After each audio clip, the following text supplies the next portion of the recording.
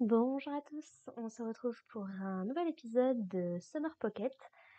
Alors, qui est un épisode qui va nous confronter encore une fois à une de ces fameuses impuretés qui ont l'air de traîner un petit peu en ville ou de se rapprocher en tout cas de plus en plus des habitants depuis que la chose qui est entrée en Hikaru, qui remplace Hikaru, a quitté la montagne. En tout cas, c'est un petit peu les informations qu'on avait jusqu'ici.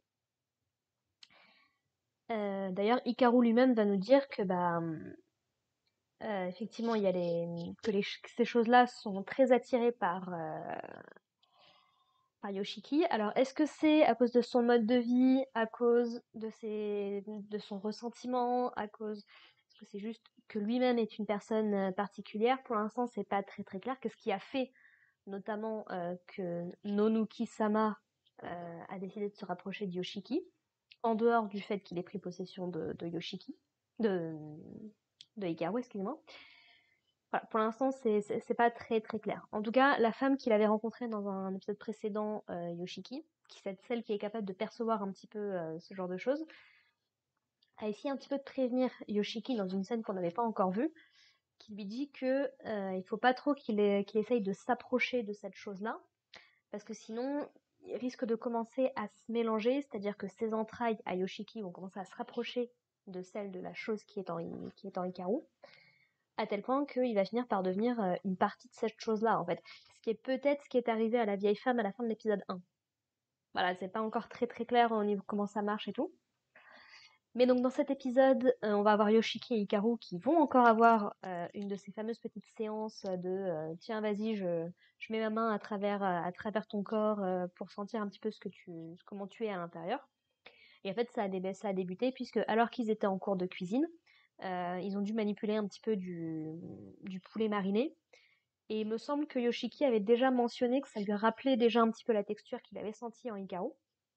Et du coup, donc, la chose qui est en Hikaru va finir par... donc, va remarquer que Yoshiki se comporte un peu de manière bizarre.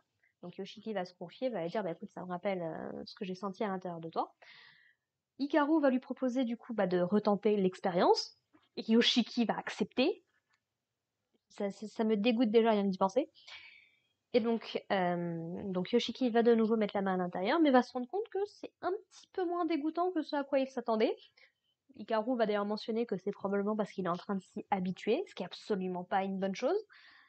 Et en fait, donc la chose qui est en Hikaru va tenter de toucher Yoshiki en retour. Sauf que Yoshiki va très très très très mal réagir. Ça va lui donner des sensations vraiment pas agréables. Donc il va demander à Hikaru d'arrêter. Il va lui dire qu'il peut pas mettre les gens mal à l'aise comme ça. Et bon, Hikaru, il est un petit peu triste parce que malheureusement, c'est un peu sa seule façon de communiquer un petit peu s'il embrasse pleinement qui ou quoi il est.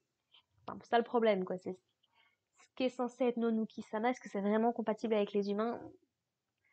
J'imagine que la série va poser la question, mais ouais, ça m'a l'air un peu compliqué, quoi. Voilà, voilà. On va avoir en parallèle leur pote, là, celui qu'on avait vu dans l'épisode 2, je crois qu'ils avaient demandé de l'accompagner un petit peu pour traverser une forêt parce qu'il se passait des trucs bizarres chez lui. Mais du coup, qui apparemment semble avoir développé un petit crush pour la fille aux cheveux noirs. Euh, Ils vont avoir une petite discussion justement pendant le cours de cuisine un petit peu. Et on va sentir qu'il y a peut-être un truc entre les deux possible. Et un peu plus tard, avec Yoshiki et Hikaru, donc il va aller dans un espèce de supermarché ou de magasin pour faire ces fameux jeux, vous savez, où avec une pince où il faut attraper un jeu et réussir à le faire sortir de la machine pour pouvoir le récupérer. Apparemment, c'est quelque chose où Yoshiki est assez doué. Et du coup, donc c'est lui qui va réussir à attraper attraper un jeu, une peluche ou je ne sais quoi pour son copain, qui du coup, on le voit vite fait dans le fond, mais en fait, du coup, il va la donner à cette fille-là un peu plus tard, donc voilà, il y a peut-être quelque chose qui est en train de se nouer entre eux, pourquoi pas. Voilà. Et sinon, donc, le gros de l'épisode va se concentrer sur donc une impureté, une espèce d'entité qui s'est accrochée à la famille de Yoshiki, qui a essayé de s'en prendre à sa sœur, justement, et qui apparemment ressemble beaucoup c'est ce truc classique japonais des cheveux qu'on peut trouver dans une baignoire ou autre, qui sont horribles. Et donc du coup, donc sa sœur va se faire attaquer, va réussir à s'en sortir, fort heureusement. Mais du coup, elle va essayer un petit peu de faire passer le message à sa famille, de lui dire, il y a quelque chose qui m'attaque, s'il vous plaît, aidez-moi. Sa mère, du coup, qui n'a pas vraiment l'air de la croire. Donc Yoshiki va évoquer un petit peu la situation face à Hikaru. Hikaru va dire, bah écoute, à ce, à ce compte-là, je vais passer chez toi, je vais aller un petit peu regarder ta salle de bain. Parce que bon, si t'es en danger, autant que moi, on m'attaque, bon, à la rigueur, c'est le jeu, si tu veux. Que ce soit toi et ta famille qui en pâtissent, ça me dérange déjà un petit peu plus, donc je vais aller voir. Donc ils vont se rendre dans la salle de bain et Hikaru va y passer un long moment tout seul. Alors, c'est pas très clair combien de temps s'écoule, ni même concrètement ce qu'il a fait dans la salle de bain, s'il a juste attendu que la chose se montre. Mais on voit Yoshiki un petit peu en fondu, qui fait plein de choses, qui essaie même de voir un petit peu à l'intérieur de la salle de bain ce qui se passe. Et en fait, c'est en entendant un espèce de bruit à l'intérieur qui va se rendre compte que Hikaru est dans la baignoire, complètement immergé, en fait. Alors, toute la question, c'est jusqu'à quel point est-ce que Nonuki-sama peut être blessé par ce genre de choses? C'est une entité qui est pas vraiment de ce monde, donc c'est compliqué. Et du coup, bah, Hikaru, Yoshiki va essayer d'aller le sauver, mais en fait, va se faire attraper par cette entité, qui va plus ou moins rentrer en possession, va le posséder, en fait, pendant un bref instant. Et Yoshiki va expérimenter des trucs qui sont vraiment pas très agréables, avec des trucs très, très gluants, qui font très entrailles. On a des espèces d'images un peu de cerveau aussi. Bref, il a comment dire, il a plein de commentaires que les gens lui ont fait qui lui reviennent un petit peu en tête. Notamment, alors, un truc intéressant, même si je sais pas jusqu'à quel point, on mentionne le fait que sa sœur aurait peut-être un crush sur lui. Là, encore une fois, c'est pas déconnant dans ce genre d'histoire. Mais est-ce que c'est mal intentionné ou est-ce que c'est juste que bah, comme elle va pas à l'école, comme elle est très reclue, elle s'attache beaucoup à son grand frère ou autre. Voilà, le truc est mentionné, je sais pas du tout ce que la série va en faire, mais ça m'a un petit peu interpellée, je me suis dit, ah oui, et pourquoi est-ce que vous pensez ce genre de choses concrètement?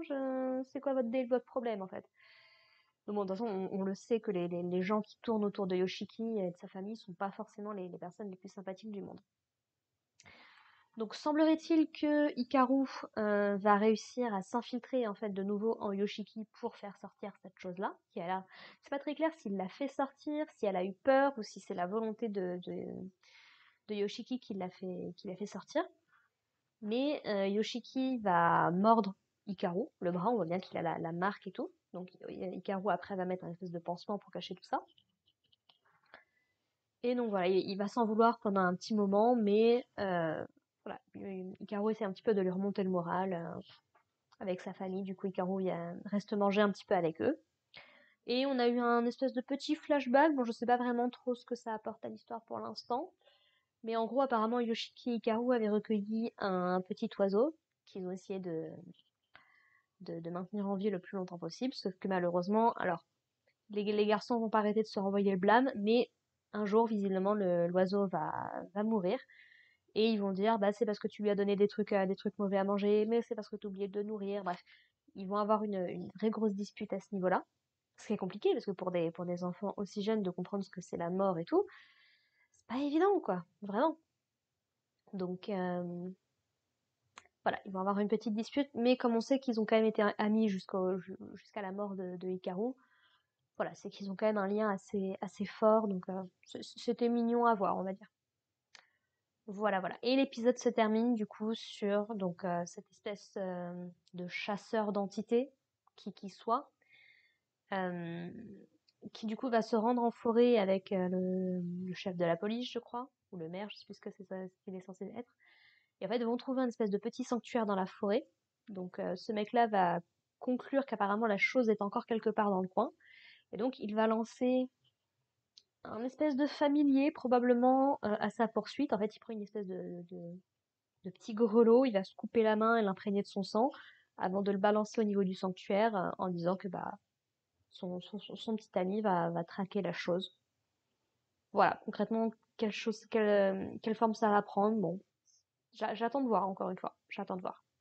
Et donc du coup, donc son camarade, on va dire, celui qui vit dans le village, euh, va avoir un petit peu des pensées dans sa tête, va se dire, j'ai l'impression que ce mec, il va apporter que des mauvaises choses au village, qui va finir par tout détruire. Mais il se dit, et en même temps, est-ce que c'est pas un petit peu ce que je veux? Parce que ça doit quand même leur poser sur la conscience tous les trucs un peu bizarres qui se passent dans le coin. Donc, c'est un développement de personnage intéressant. Que la personne qui est censée protéger, du coup, euh, sa maison, son village et autres, ne soit pas totalement contre l'idée de tout détruire. C'est peut-être ce qu'il y a pour le mieux. Voilà. Donc, encore une fois, bah, j'attends de voir comment la série va décider de développer tout ça par la suite.